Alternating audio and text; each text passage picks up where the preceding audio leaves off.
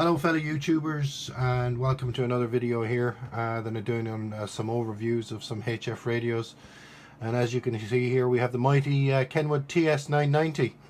I have to say this is summed up in one word for me, and it's simply that it's awesome. That's the easiest way to describe it, simply awesome. One of the things that I particularly like about the Kenwood TS990 is that everything that you need is on the display in front of you here.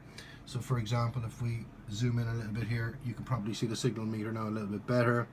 It's got that nice analog feel, even though it's digital, for want of a better word. We've got a very nice scope display there as well, and of course when we scroll over here, we've got what the bandwidth is like and the low cut, and of course you can see as well that you have all your function keys that you could ever possibly need. Okay, the sub receiver on this is basically a TS590, and that'll give you an idea of how much thought and preparation has gone into the development of this radio, because as you probably know, the newer versions of the 590 are probably one of the best HF radios on the market for the price. And when you have a 590 basically as a sub receiver, you know you're on a winner straight away. But the general receiver on this particular radio is just phenomenal. It really is. Presently here on 40 meters, as you can see, just scanning around. It's Tuesday the 15th of March 2016, just coming up at 3:30 in the afternoon. That does modelling for audio. And this gives you an idea of what the audio is like here. There's Duncan.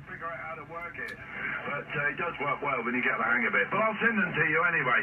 Anyway, George is back. I'm going to put it around to George.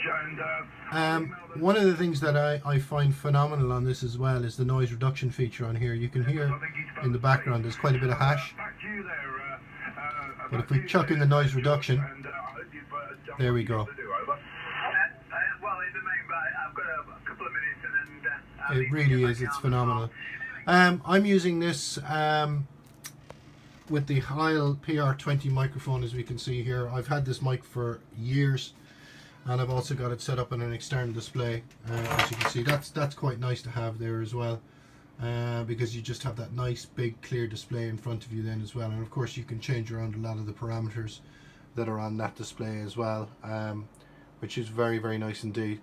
Kenwood definitely got it right with this radio, that's for sure. I did a side-by-side comparison on an FTDX 5000. I think the 5000 probably has the edge on CW, but if you're not into CW, I think this beats the pants off the 5000 receive wise. I don't care what anyone says. I know people will have differing opinions on that, but I ran them both side by side at exactly the same time, with a splitter on the antenna, just to see what it was like, and it was absolutely the Kenwood TS990 wins hands down as far as I'm concerned, especially with rejection of unwanted signals or unwanted noise or anything else like that. The 990 wins hands down every time. Probably a little bit unfair to say as well about the CW side of things, because on my 5000 I've got all of the optional filters put in there as well, so that does make a hell of a difference. However, if you're not into CW and you want a general HF 6 meter radio, I think the 990 is a no-brainer. And of course you have 200 watts on tap as well if you want. You don't have to worry about power supplies. It's literally plug in the wall and off you go. I've got this set up at the moment with 4 antennas, but I'm running those 4 antennas through my FC902 tuner here. I'm just running it on the through at the moment here, but I've got 4 antennas set up on this, which is very handy. You also have 4 antenna jacks on the back of the radio if you want to use it with the ATU.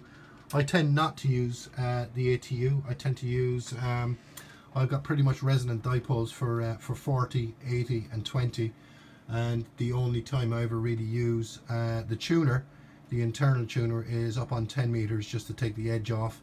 I think because I've got a vertical where the SWR goes up to about 1.8 to 1, so I tend to use the tuner just to take the edge off it, just to bring it back down again.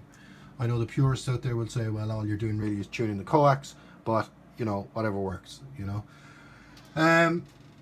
For me, I think it's one of the finest radios I've ever used, if not the finest. Certainly ergonomically, Kenwood definitely got this right. Everything is here in front of you, as I said. You know, you've got all your function buttons, so I can go in and I can click here on more, and I can look at the RF and the AF. I can click on the attenuators. I can do whatever I like.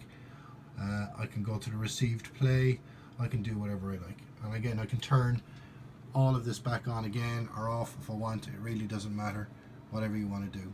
Okay, but it is absolutely fantastic. The menu system on it is just brilliant. I love the menu system. As you can see, when you click on the menu, you can scroll on down through the various menus. So you've got basic configurations, you've got audio performance, decoding and encoding, controls configuration, memory channels and scan, CW configuration.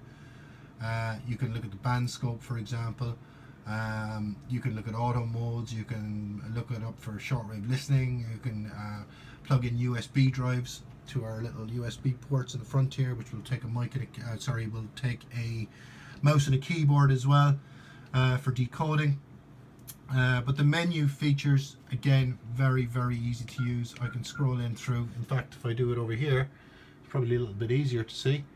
So you've got things like basic configuration, for example, and when I click on select, like so, I can then bring up things like the display patterns, the font styles that I want to use, the screensaver that I want to use, the power on messages, so on and so on and so on.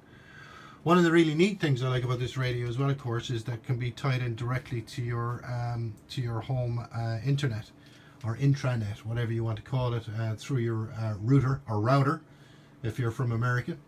And that allows remote control of the radio, and I've used that very successfully from my work location through some software that's really available from Kenwood, so you can do remote control of the transceiver, and I've been doing that from work, much to my boss's discontent, on my lunch hour, of course. But it really is, it's a lovely radio. The display on it is just a joy. As we can see, everything is there in front of you. I can change anything that I like on there. I can go back in here, I can click out, I can do whatever I want. Overall, definitely one of the finest radios I've ever used. Feel free to leave a comment, but if you're thinking about buying one, do it. Just do it. It is absolutely fantastic. They are an absolutely fantastic radio. And as I said, for those of you who've seen my other videos, I've had quite a few radios to get my head around over the last few years. I think I've had about 6 HF radios in the last 2 years. I've had the 5000, the FTDX 5000, the FTDX 3000. I've had the ICOM 7600. I've had an FT 1000 MP that I had for a few weeks as well, just trying it out, and now this one as well. So this is definitely a keeper, although I did say about the other radios, and I have kept the 5000 as well, because that is a lovely radio as well. But certainly if you're thinking about going for one, do it. That's the only piece of advice I would give you. Those of you who are kind of dedicated HF operators, it is definitely one of the best radios you will ever use. They are expensive, there is no doubt about it, and of course you'll have to start saving your cents and pennies to get your hands on one. But if you are thinking about one, I would sell my granny to get it, because they are a fantastic radio. Thanks for watching. Feel free to leave a comment, as I said, and 73 from Bristol. Bye bye.